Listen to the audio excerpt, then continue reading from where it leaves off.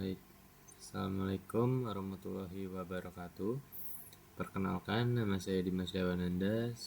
Saya berasal dari kelas 2B dengan nomor MBM 2578237. Jadi, kami dari kelompok 4 akan mempresentasikan modul 11 mata kuliah jaringan komputer yang berjudul IPv4 Address Structure. Jadi, di sini saya akan menjelaskan bagian 11.1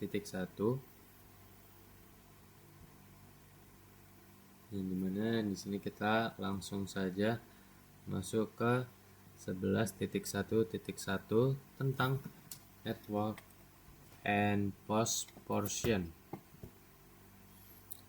Oke, jadi pada alamat IPv4 ini terdiri dari 32 bit biner dan dibagi menjadi dua bagian, network portion sebagai identitas jaringan dan host portion sebagai identitas unik perangkat. Untuk mengetahui batas kedua porsi ini, kita menggunakan subnet mask.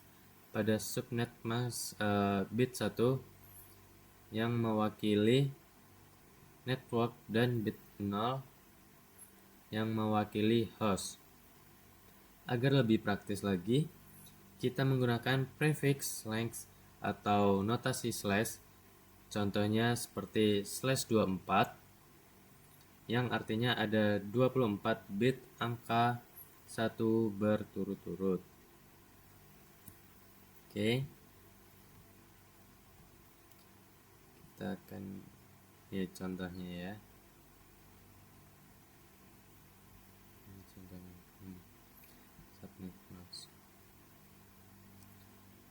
Oke. Nah ini satu ini kan. Ini contohnya.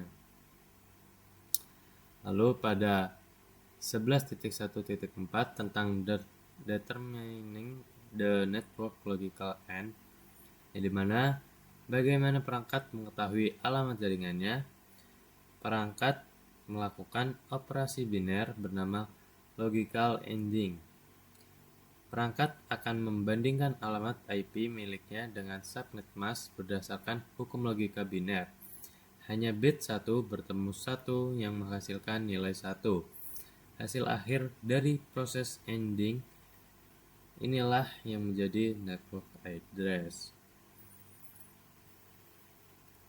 Oke.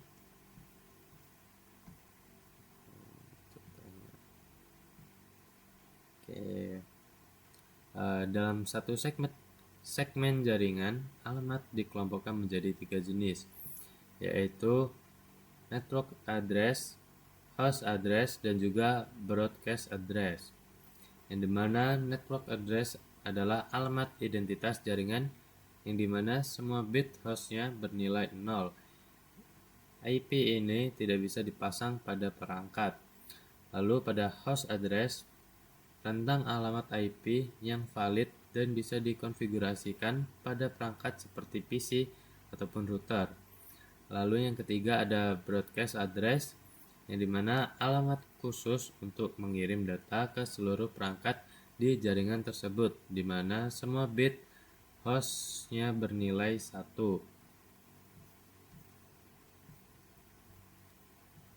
Oke. Kesimpulannya yaitu pemahaman struktur IPv4 atau IPv4 dan proses ending ini sangat krusial untuk membutuhkan desain jaringan, subnetting maupun troubleshooting. Sekian penjelasan dari saya dan akan dilanjutkan oleh teman saya. Terima kasih. Saya akan menjelaskan modul 11 di 11.2 tentang IP unicast, broadcast, dan multicast. Nah, di sini yang pertama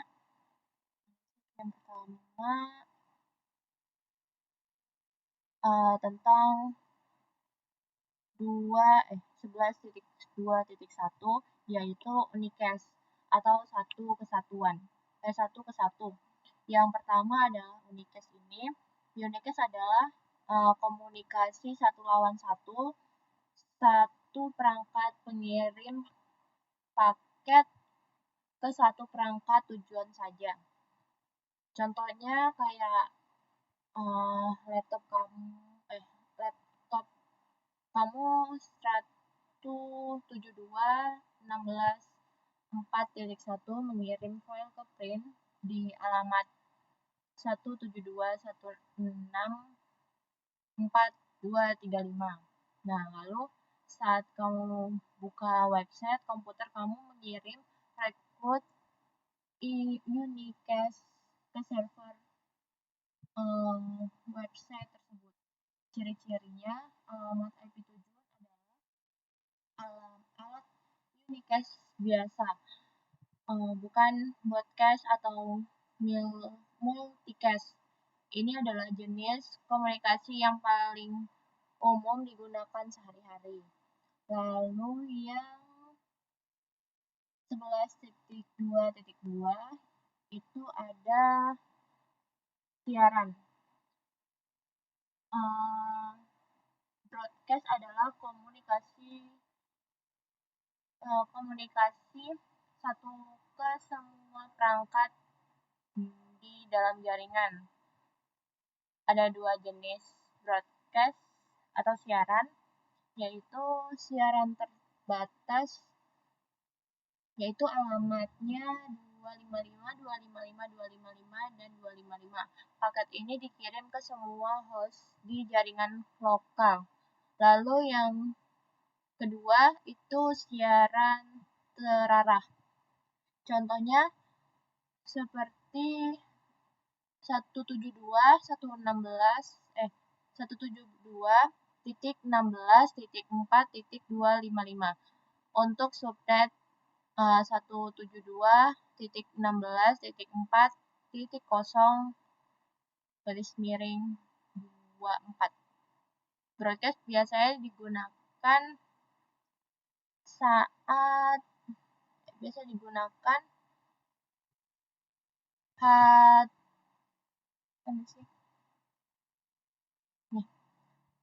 HED, HTTP, dan ARP request.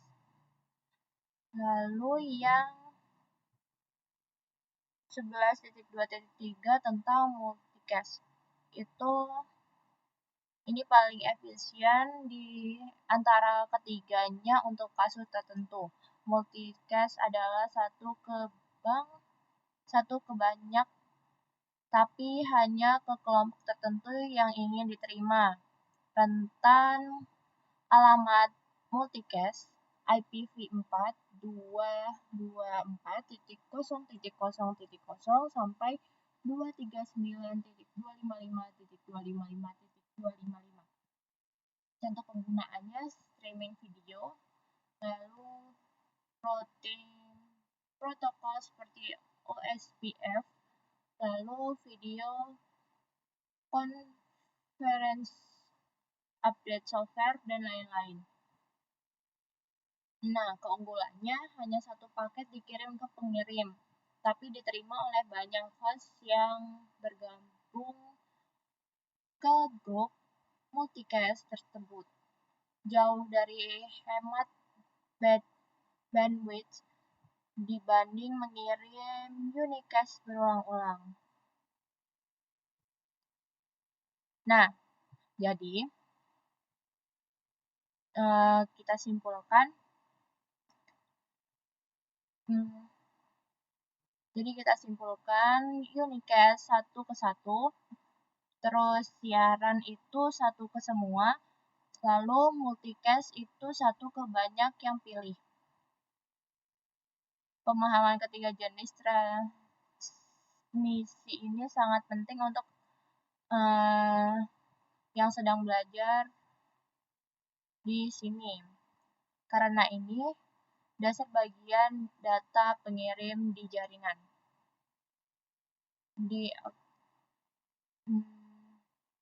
Mungkin sekian dari saya.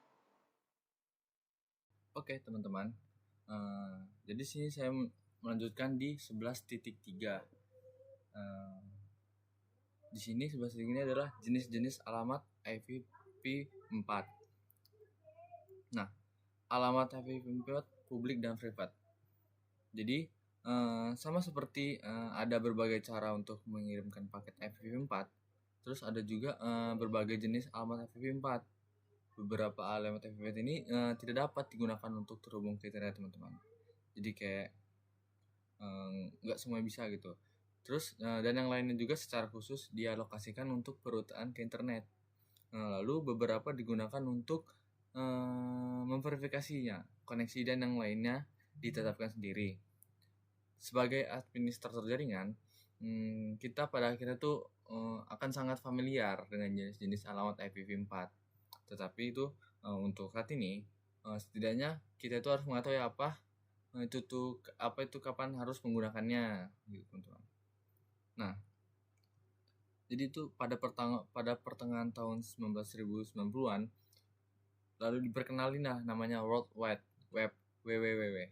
Alamat IPv4 privat diperkenalkan karena menipisnya ruang alamat IPv4, teman-teman. Jadi alamat IPv4 private tidak unik dan dapat digunakan secara internal di dalam jaringan manapun.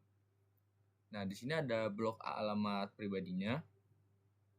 Terus dengan catatan alamat privat didefinisikan dalam RFC 1918 dan terkadang disebut sebagai ruang alamat RFC 1918.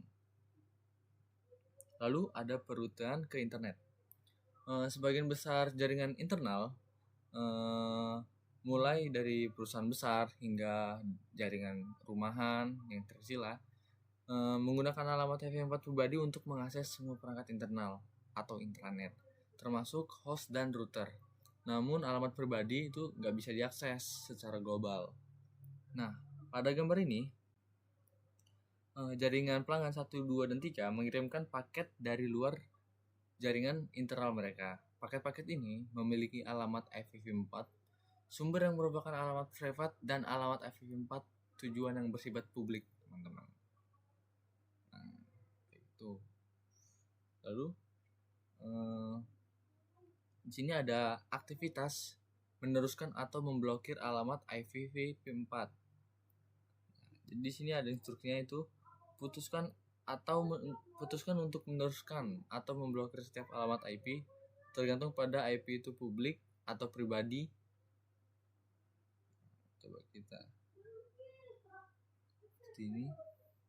Lalu selanjutnya ada alamat IPv4 menggunakan khusus. Nah, jadi itu terdapat beberapa alamat tertentu seperti alamat jaringan dan alamat siaran yang tidak dapat diberikan kepada host.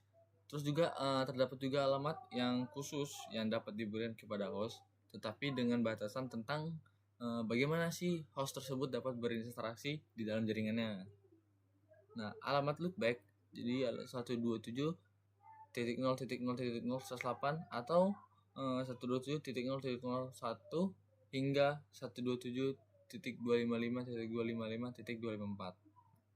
Jadi itu lebih umum diidentifikasi hanya sebagai 127.0.0.1, teman-teman. Jadi gitu. Nah, ini melakukan ping ke antarmuka loopback.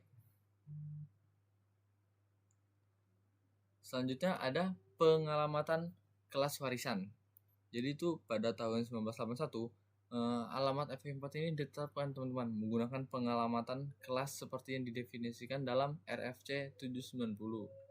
Nah, nomor yang ditetapkan pelanggan dialokasikan alamat jaringan berdasarkan salah satu dari 3 kelas A, B, atau C.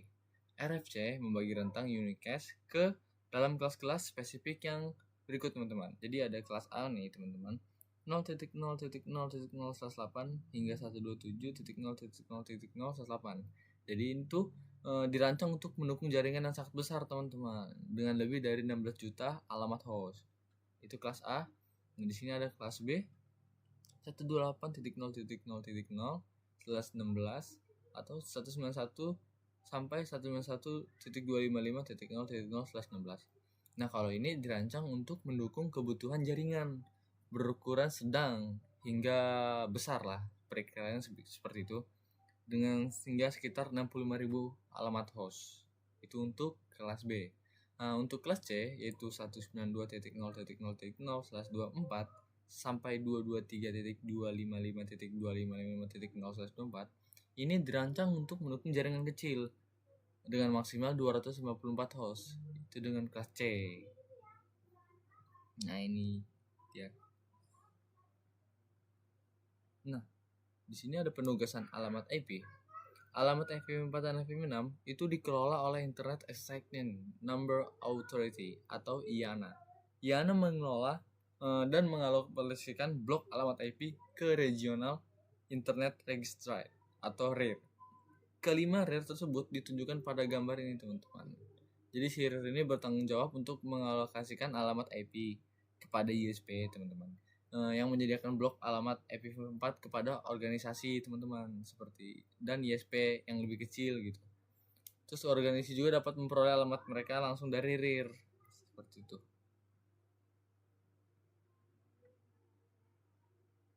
Nah, di sini ada aktivitas alamat IPv4 publik atau FREPAT. Nah, jadi seperti itu. Coba tunjukkan padaku. Oh ya, yang ini pribadi, publik, pribadi, 192, 198, 115. Jadi sekian untuk 11.3. Selanjutnya akan dijelaskan. Assalamualaikum warahmatullahi wabarakatuh. Saya Saudara dengan NPM 2578251. Di sini saya akan melakukan presentasi dari modul 11 atau melanjutkan presentasi dari rekan saya. Oke, pada 11.4 ini saya mendapatkan materi tentang segmentasi jaringan. Oke, mungkin kita langsung masuk pada 11.4.1 yaitu tentang domain, siaran, dan segmentasi. Oke, di sini penjelasan, pernahkah Anda menerima email yang dituju kepada setiap orang di tempat kerja atau sekolah Anda? Nah, itu adalah email siaran.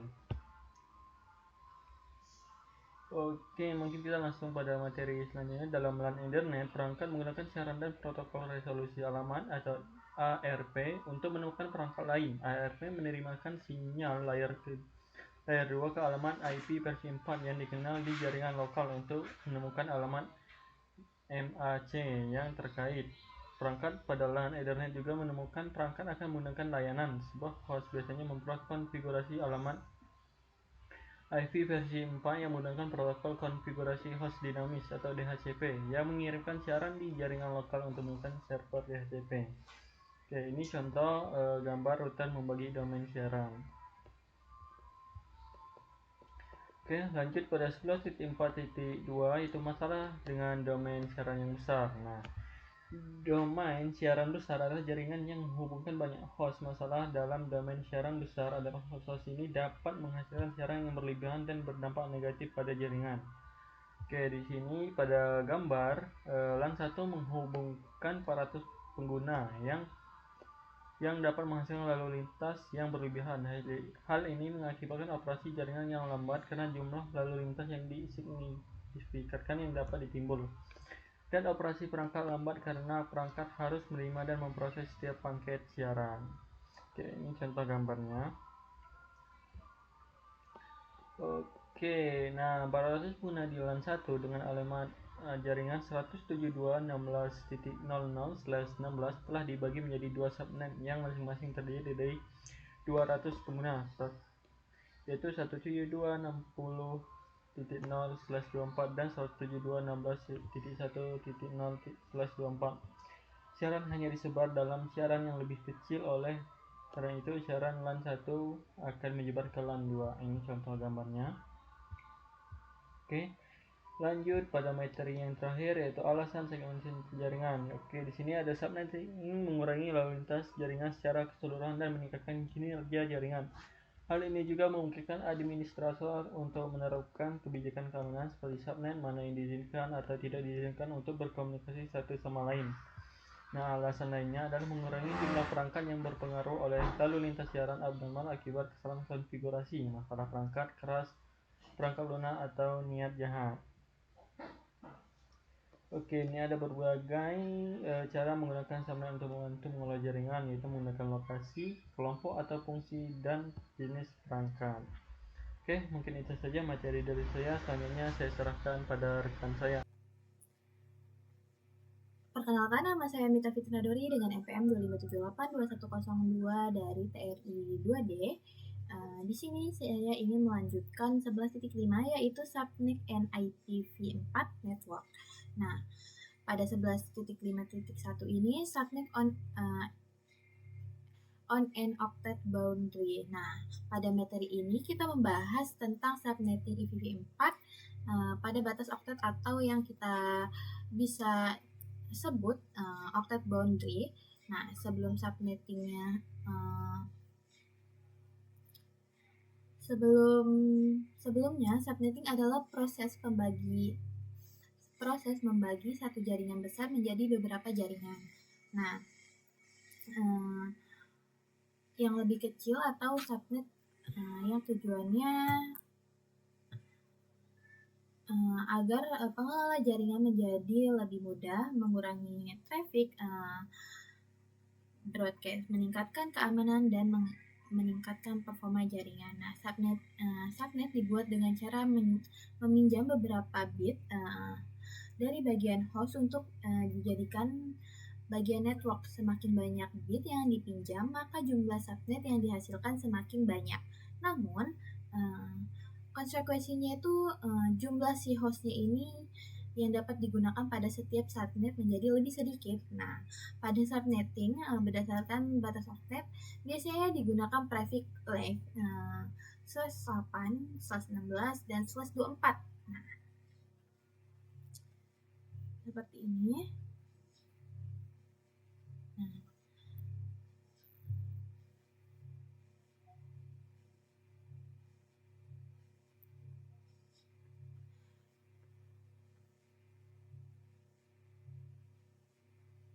Nah, prefix /8 ini menggunakan subnet max 255.255.0.0.0. Nah, dan mampu menangkap sekitar 16.777.114 host. Nah, yang prefix 16/16 ini menggunakan subnet mask 255.255.0.0 menampung sekitar 60.000 host sekitarnya. Lalu 124 ini menggunakan subnet mask 255.255.255.0 dan menampung host sebanyak 254. Sebagai contoh, sebuah perusahaan menggunakan jaringan 10.10.0.0/8. Jika seluruh perangkat ditempatkan dalam satu jaringan, maka akan terdapat lebih dari 16 juta host dalam satu broadcast seperti itu.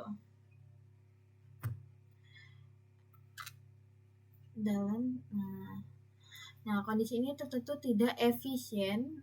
Oleh karena itu, jaringan tersebut dapat dibagi menjadi subnet yang lebih kecil menggunakan prefix /16.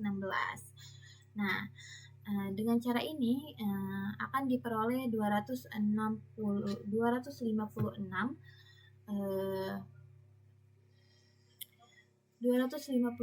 subnet yang berbeda seperti 10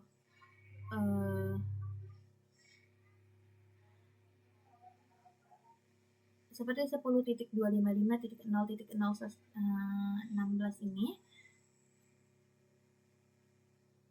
hingga 10.255 dari 10.0.0/16 ini hingga 10.255.0/16. Nah, setiap subnet mampu menampung 65.534 host. Nah, Alternatif lainnya adalah menggunakan prefix /24.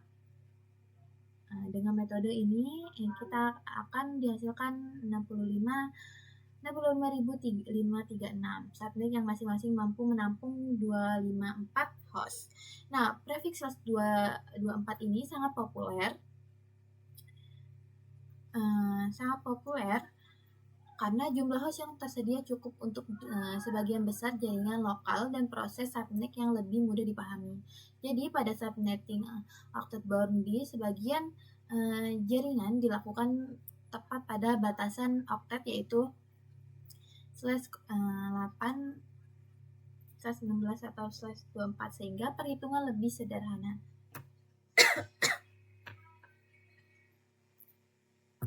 Lalu di sini ada 11.5.2 subnet with an octet bound D.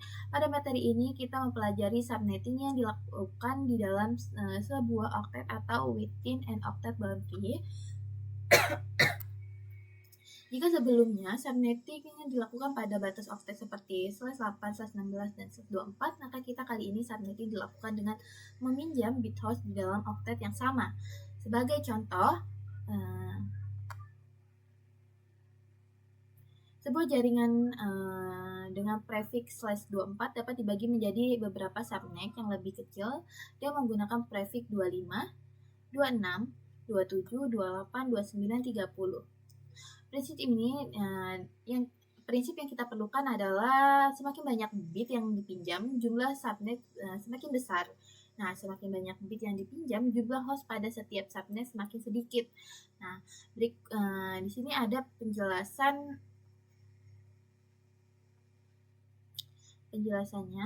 Pada prefix /25 kita meminjam 1 bit host dengan hasilnya jumlah subnet sama dengan 2, jumlah host per subnet sama dengan 126. Nah, pada /26 ini kita meminjam 2 bit host, jumlah subnetnya 4 dan jumlah host per subnetnya 62 host. Di sini pada prefixnya 27 kita meminjam 3 bit, lalu jumlah subnetnya 8, jumlah host per subnetnya 30 host. Nah, di sini juga sama seperti ini, prefixnya 24, 4 bit, 28, 4 bit, 6 ininya, jumlah subnetnya 16, ininya hostnya 14, seperti itu. Nah, pada prefix /30 biasanya digunakan untuk koneksi print to print, koneksi point to point antara router karena hanya membutuhkan 2 alamat host. Nah, kesimpulan subnetting di dalam oktet memberikan fleksibilitas yang lebih besar kepada administrator jaringan dalam menentukan jumlah subnet dan jumlah host sesuai kebutuhan. Nah, di sini ada video sebenarnya. Nah, di dalam video ini dijelaskan mengenai subnet mask. Subnet mask ini digunakan untuk membedakan bagian mana network dan bagaimana host pada sebuah alamat IP. Bit yang bernilai 1 menunjukkan bagian network, sedangkan bit yang bernilai 6 menunjukkan bagian host. Nah, di sini juga kita lihat ininya aja ya.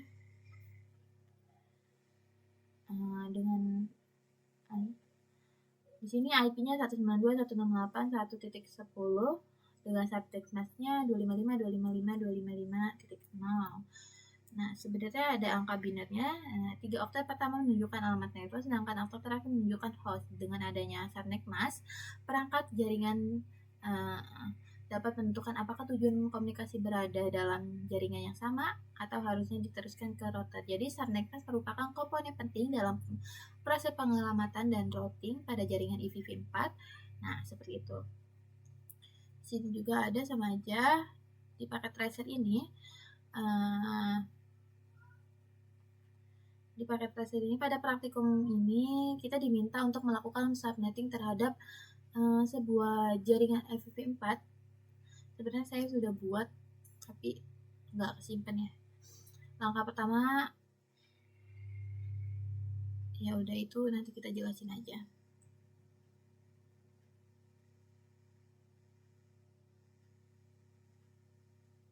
Di video ya. Mungkin itu saja penjelasan 11.5. Mungkin akan dilanjutkan oleh teman saya. Assalamualaikum warahmatullahi wabarakatuh. Saya Reza Pratama di sini. Saya akan menjelaskan video, akan membuat video mata kuliah jaringan komputer di modul 11.8. Langsung saja kita ke modulnya. Oke, saya sudah buka tadi. Yang dimana itu saya akan menjelaskan sedikit tentang FLSM. Nah, seperti yang disebutkan pada topik sebelumnya, alamat publik dan privat memengaruhi cara Anda melakukan subnetting jaringan. Ada juga masalah lain yang memengaruhi skema subnetting. Skema subnetting standar 16 membuat subnet yang masing-masing memiliki jumlah host yang sama. Nah, di sini ada video. Oke, kita skip aja, skip. Ada video kedua di 8 titik. Nah, kita menuju ke 11.8.3 yaitu konservasi alamat IPv4. Karena semakin menipisnya ruang alamat IPv4 publik, memaksimalkan pengguna alamat host yang tersedia menjadi perhatian utama saat melakukan subnetting jaringan IPv4. Dengan catatan alamat IPv6 yang lebih besar memungkinkan perencanaan dan lokasi alamat yang jauh lebih mudah daripada yang memungkinkan oleh IPv4. Jadi perbedaan juga ya, maksudnya ada kelebihan dan kekurangan tentunya. Di IPv6 juga tentunya itu lebih memungkinkan perencanaan dan alokasi alamat yang jauh lebih mudah. Beda dengan alamat IPv4 gitu. Dengan menggunakan subnetting tradisional, jumlah alamat yang sama dialokasikan untuk setiap subnet. Jika semua subnet memiliki persyaratan yang sama untuk jumlah host, atau jika penghematan ruang alamat IPv4 bukanlah masalah. Nah, sebagai contoh topologi yang ditunjukkan pada gambar di bawah ini. Jadi, gedung A 25 tuan rumah, gedung B ada 20 tuan rumah, gedung C ada 15 tuan rumah, dan gedung D itu ada 28 tuan rumah. Di mana di sini dia menghubungkan antara satu sama lain dari R1, R2, R3, dan R4.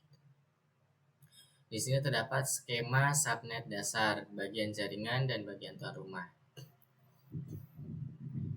Oke. Nah, kita ke materi yang sesungguhnya di FLSM di 11.8.4.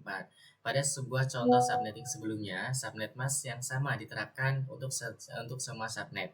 Ini berarti bahwa setiap subnet memiliki jumlah alamat host yang tersedia yang sama jumlahnya. Nah, seperti yang diilustrasikan di sisi kiri gambar, subnetting tradisional menciptakan subnet dengan ukuran yang sama. Nah, satu subnet kemudian dibagi lagi menggunakan subnet mask /30 untuk membuat 8 subnet yang lebih kecil. Masing-masing terdiri dari 2 host. Jadi di sini kita bisa melihat gambarnya sendiri, ukuran kecil dengan ukuran yang sama. Ini ukuran kecil, yang sebelah kiri ukuran yang sama. Nah, FLSM itu hanyalah subnetting dari subnet, topologi yang sama seperti yang digunakan sebelumnya ditunjukkan pada gambar. Sekali lagi, kita akan menggunakan jaringan 19.168.20.0/24. Ini seperti gambar yang di atas tadi, hampir sama. Skemanya juga kurang lebih sama.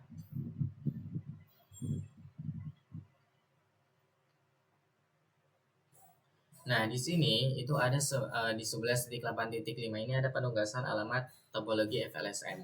Dengan menggunakan subnet FLSM, jaringan LAN dan antar router dapat diakses tanpa pemborosan yang tidak perlu. Gambar tersebut menunjukkan penugasan alamat jaringan dan alamat IPv4 yang diberikan kepada setiap antarmuka router. Nah, di sini ada alamat jaringan, ada rentang alamat hostnya, lalu ada alamat gerbang default. Jadi di gedung A ini ada alamat jaringan atau yang kita kenal seperti IP address. Lalu ada juga rentang alamat hostnya. Lalu di 11.8.6 ini ada aktivitas praktik FLSM. Tabel 1 menggunakan subnetting reguler untuk mengakomodasi jaringan yang ditunjukkan. Tabel 2 menggunakan FLSM untuk melakukan subnetting lebih lanjut pada jaringan tersebut. Hitung 50 pengguna per subnet. Jadi ini ada tugas praktiknya gitu. Yang dimana tabel 1 ini menggunakan subnetting reguler.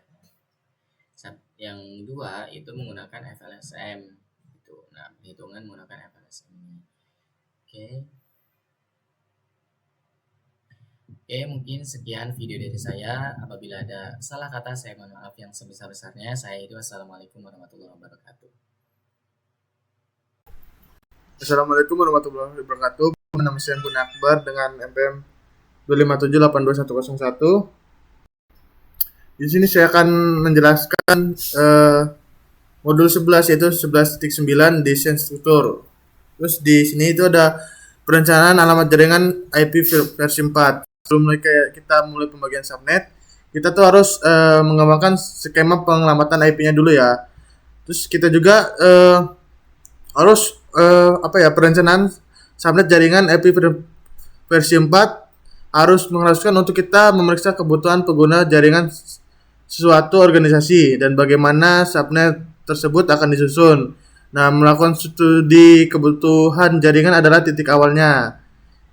Ini berarti kita melihat seluruh jaringan baik internet maupun DMZ. Nah, menentukan bagaimana setiap area disegmentasi, rencana pengelamatan mencakup penentuan di mana konservasi alamat diperlukan. Nah, di mana ini terdapat lebih banyak fleksibilitas biasanya di dalam intranet. Jenis konservasi alamat diperlukan. Rencana tersebut harus menentukan berapa banyak subnet yang dibutuhkan dan berapa banyak host per subnet, seperti yang dibahas di modul sebelumnya. Ini biasanya diperlukan di ruang alamat IP versi 4 di publik dalam DMZ. Kemungkinan besar akan mencakup pengguna VLSM. Di dalam intranet perusahaan, konservasi alamat biasanya bukan masalah besar. Hal ini sebagian besar disebabkan oleh pengguna pengelamatan IP versi 4 pribadi, termasuk 10.0.0.0/8 dengan lebih dari 19 juta alamat IP versi 4 host. Bagi sebagian besar organisasi, alamat V4 privat menyediakan alamat intranet yang lebih dari cukup. Namun bagi banyak organisasi dan ISP lebih besar, bahkan ruang alamat IP V4 privat pun tidak cukup besar untuk mengakomodasikan kebutuhan internet mereka. Ini adalah alasan mengapa organisasi sekarang beralih ke IP versi 6 ya.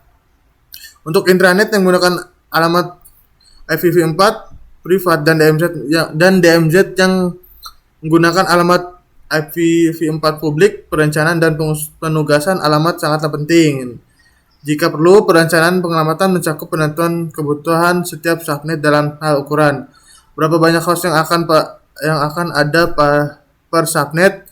Rencana pengelamatan juga perlu mencakup bagaimana alamat host ditetapkan, host mana yang memerlukan alamat IPv4 statis dan host mana yang menggunakan DHCP untuk mendapatkan informasi pengelamatan mereka. Hal ini juga akan membantu mencegah duplikasi alamat, sekaligus memungkinkan pemantauan dan pengelolaan alamat untuk alasan kinerja dan keamanan. Terus mengetahui kebutuhan alamat V4 akan menentukan rentan alamat host yang Anda terapkan dan membantu memastikan bahwa ada cukup alamat memenuhi kebutuhan jaringan. Penggunaan alamat perangkat. Dalam sebuah jaringan terdapat berbagai jenis perangkat yang merupakan alamat.